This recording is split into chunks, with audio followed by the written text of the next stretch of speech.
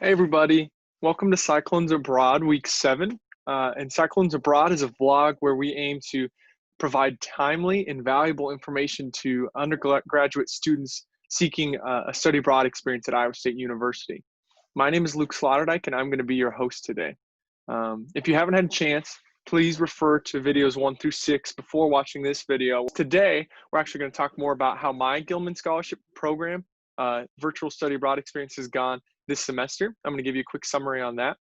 And then also how to end your internship well. And finally, I'm going to answer a series of frequently asked questions about study abroad experiences that I want to just give some insight into, having been through the ringer with that myself. So the first thing I want to talk about, is how my Gilman Scholarship Program has been going. So for those of you that haven't watched weeks 1 through 6, I am a Gilman Scholar and received the Gilman Scholarship for last summer, but when COVID hit, I actually had to transition it into this fall. So I'm doing a virtual study abroad experience in South Africa currently, and am working on a survey, a food insecurity analysis survey for a city in South Africa.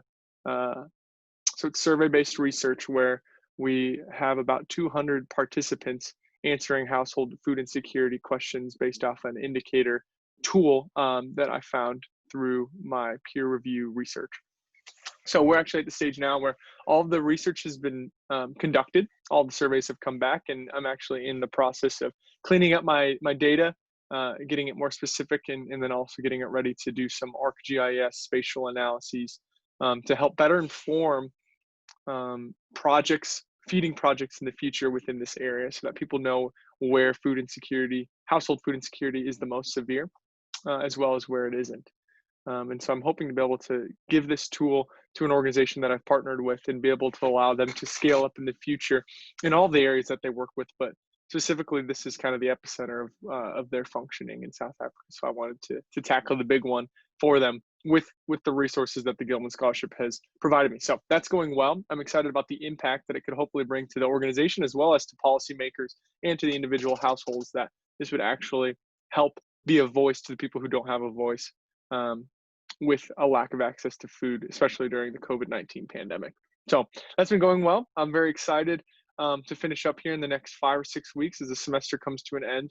But I wanted to give you guys a quick update on that and just see what it could look like as a virtual study abroad experience, that it actually can still be successful and move forward. But as you'll hear maybe in some of my more beginning videos of the burnout and the struggles that come along with that as well. It hasn't been just a perfect road either.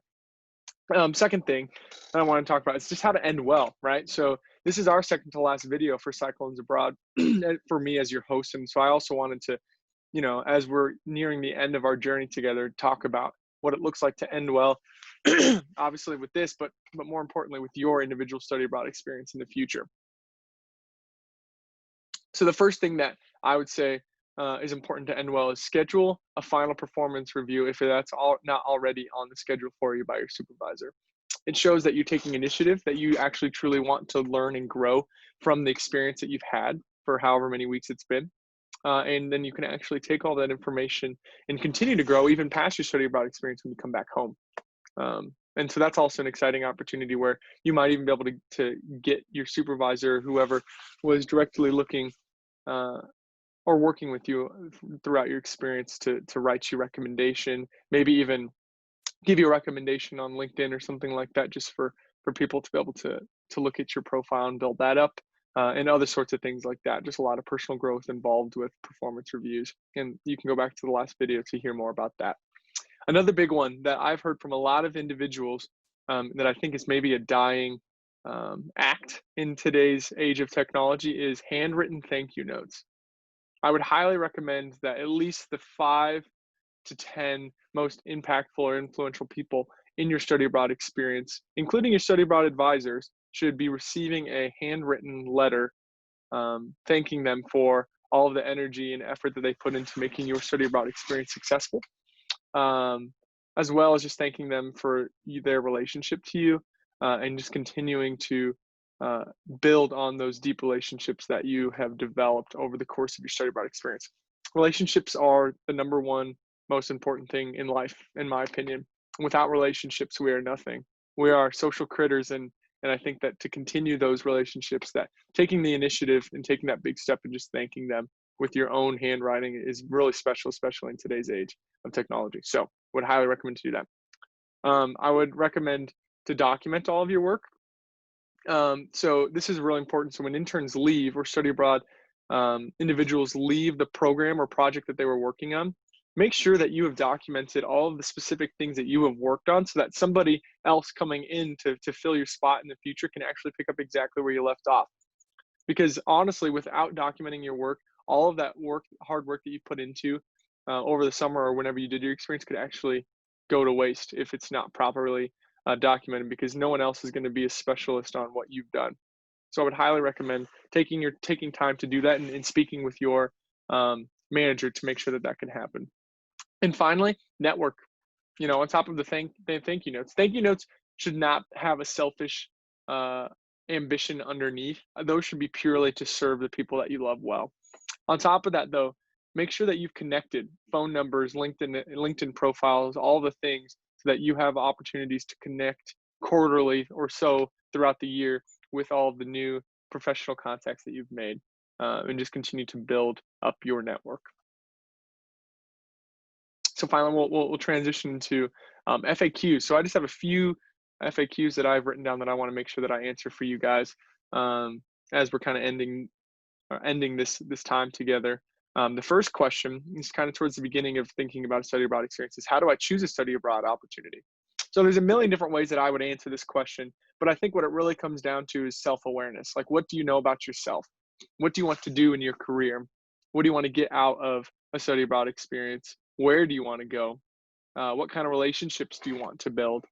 And as you think about all these different factors, ultimately what it'll boil down to is what's most important to you and which study abroad experience actually maximizes or fits that need or that desire or that thing that you have decided on is most important, which one fits that the best. So that's kind of like my quick thought on that. And we could talk more about that later if needed.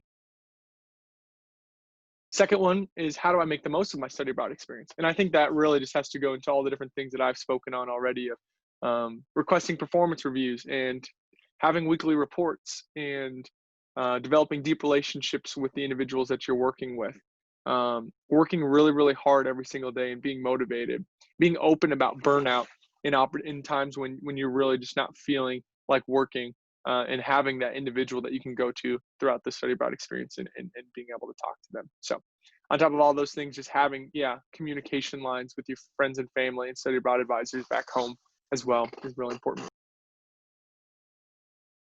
How can I afford a study abroad experience? Well, this is an easy plug for me. I would highly recommend looking into scholarships. And I think I talked about that in week 1 or 2 of just all of the thousands of scholarships available at Iowa State University. Specifically, the one that I would like to really spotlight is the Gilman Scholarship. So the Benjamin A. Gilman International Scholarship. I would highly recommend you check out some of my other videos where I go more in depth about what the scholarship is and what it provides. But I'm actually a recipient of this scholarship and would highly recommend all individuals to apply for this scholarship program, as it is an easy way for you to be fully funded if you work hard and receive that scholarship. And in some cases, studying abroad can actually be cheaper than living in Ames, Iowa. Crazy, I know. We can talk more about that later. Ask your study abroad advisor. How can I leverage this experience to get a job? I mean, that's what it really boils down to, right? Why would I take time out of my career? Why would I leave to do this? How can it help me with my career? And honestly, I think studying abroad actually sets you apart. I think being able to clearly articulate the activities, the personal growth, professional growth, and the opportunities that you've had because of this experience will actually set you apart in a lot of different interviewing questions, how you put it on your resume, how you talk about it in your cover letter, and how you present it on your LinkedIn profile, as well as having an elevator speech in regards to like a 30-second flyover of what you've done. If you can actually line up all of those things and work with your faculty mentor to work on those things, then I think that will absolutely set you apart and actually really help you in getting a job. So those are my FAQs. Thank you so much for listening to week 7 of Cyclones Abroad. Next week will actually be our 8th and our final session together. It's gone by so fast. I'm so thankful for you guys to be listening in and just to being so intent in desiring to be able to study abroad. So I hope that this has been helpful. I hope that I've been able to at least give a few tips and tricks on how to be successful in studying abroad and just how to be a student at Iowa State. And if you have any questions, please reach out and feel free to contact me in regards to any of this. But make sure to check out any of the previous videos if you haven't already. And I will see you guys next week. Thanks.